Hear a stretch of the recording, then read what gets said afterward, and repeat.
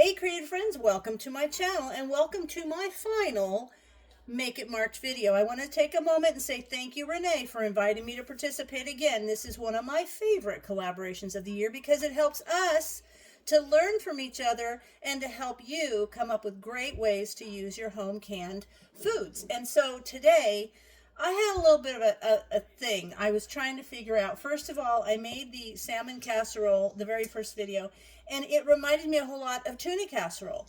And then I used chicken in the next one, and then I realized that today I was going to make a chicken pot pie, and I told you guys I was going to make something using this SOS. It's like one of my favorite make-a-mixes for the kitchen, and one of you sent me the link to this when I was doing my Make a Mix kitchen series, and this has become like my favorite mix. So I am going to put down in the description a link to this little booklet.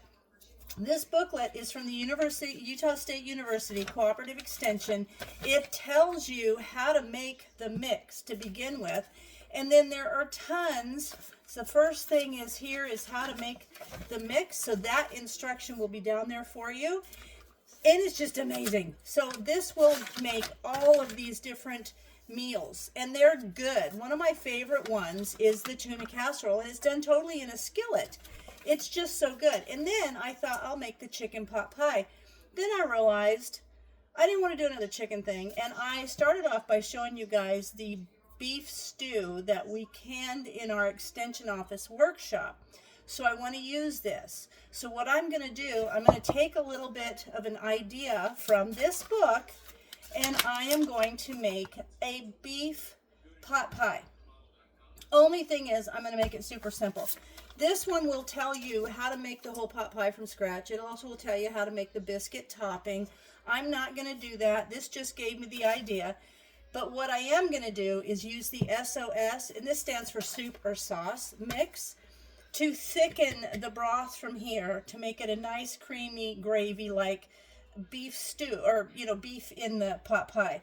I also have these super cute little individual, I have 4 of these little pot pie dishes. I make home like cobblers and stuff, but I think these are going to be perfect because by the time all of this gets thickened and put in there, they're going to be full. And then a topper, you could make your own biscuits. You could follow the instructions here, or you could just get a can of the crescents. I'm going to put a crescent across the top, and then I'm going to bake it, and it's going to be delicious. But the first thing I am going to do is I'm going to pause you while I go get my jar opener.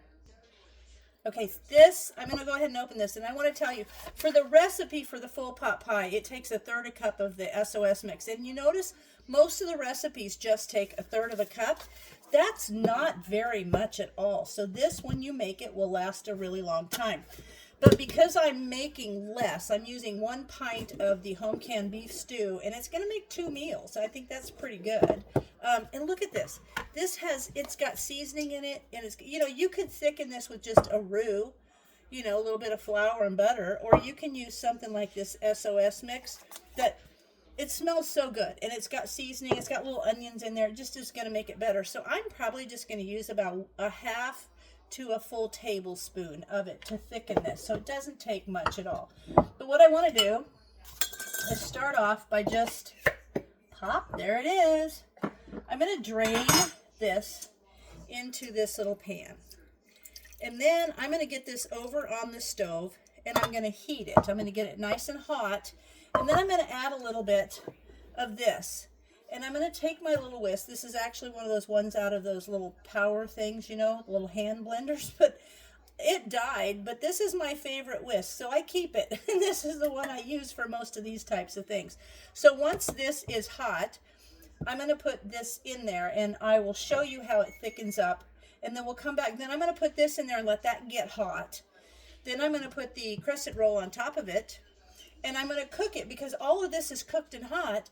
I only need to cook it for as long as the crescent roll instructions tell me. I've already preheated the oven to 375, and it's only going to go for 10 to 13 minutes. So super easy, but super delicious meal. So let me go over, and I will tell you, it's just to get this hot, add a little bit of this and sprinkle it, mix it around, and it'll get nice and thick. So I'll bring you back when that happens. All right, I just want to show you. So I put the broth in there and I added it was a half a tablespoon of the SOS mix. And now I'm going to let that get hot, and it should start to thicken, but I'll let you know if I need to add a little bit more. All right, this has been less than about 5 minutes. You can see it kind of thickened up a little bit. I don't want it to be super thick because I'm going to put all of this in there and it's just going to coat that. But it's so good. So now what I'm going to do is I'm going to take all of the beef stew out of this little pint of beef stew.